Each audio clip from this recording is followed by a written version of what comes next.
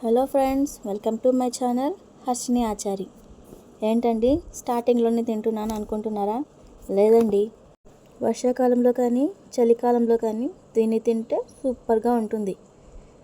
అదేంటంటే కోడిగుడ్డు వెల్లుల్లి కారం. ఈరోజు సండే మార్నింగ్ స్పెషల్ వెల్లుల్లి కారం అయితే చేస్తున్నాను. ఇందుకోసం ముందుగా 1 టేబుల్ స్పూన్ కారం అయితే తీసుకున్నాను. తర్వాత 15 నుంచి 20 వరకు వెల్లుల్లిపాయలు తీసుకున్నాను.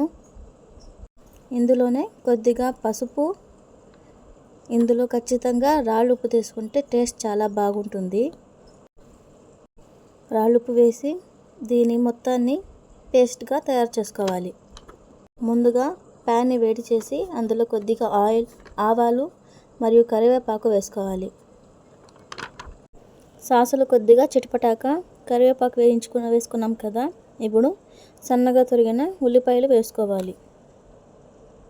ఉల్లిపాయలు దోరగా అయ్యే వరకు వేయించుకోవాలన్నమాట.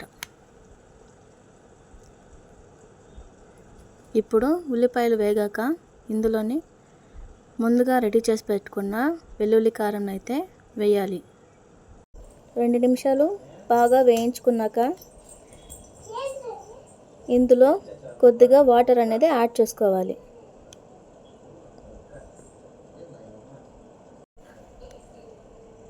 వాటర్ అంతా కొద్దిగా మరిగాక, నేను 2 మెంబర్స్ చేస్తున్నాను కాబట్టి 3 ఎగ్స్ని అయితే తీసుకున్నాను. ఎగ్స్ని బ్రేక్ చేసి ఇందులో వేసుకుంటున్నాను.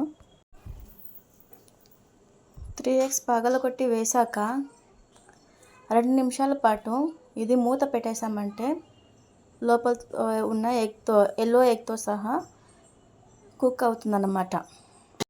ఎగ్ని బ్రేక్ చేసి వేసేసాక 2 మినిట్స్ మూత పెట్టేస్తున్నాను.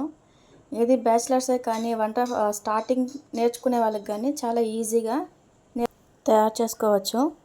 దీనిని పప్పు సాంబార్తో కానీ లేదా రసంలో కానీ నంచుకొని తింటే సూపర్గా ఉంటుంది.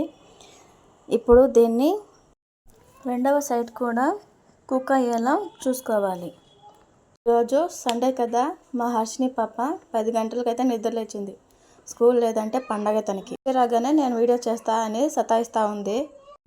ఇంకా లాస్ట్ ఇందులో కొత్తిమీర చల్లుకొని ఇక వేడి అన్నంలో ఈ గుడ్డు మసాలా అండ్ రసం, పప్పు కానీ ఏదైనా సర్వ్ చేసుకొని పెట్టుకొని తింటే ఇంకా ఉంటుంది అలాగా వేరే లెవెల్. మాతో పాటు మీరు కూడా తయారు చేసుకొని తినండి. Thank you for watching. Please subscribe చేసుకోండి. Thank you.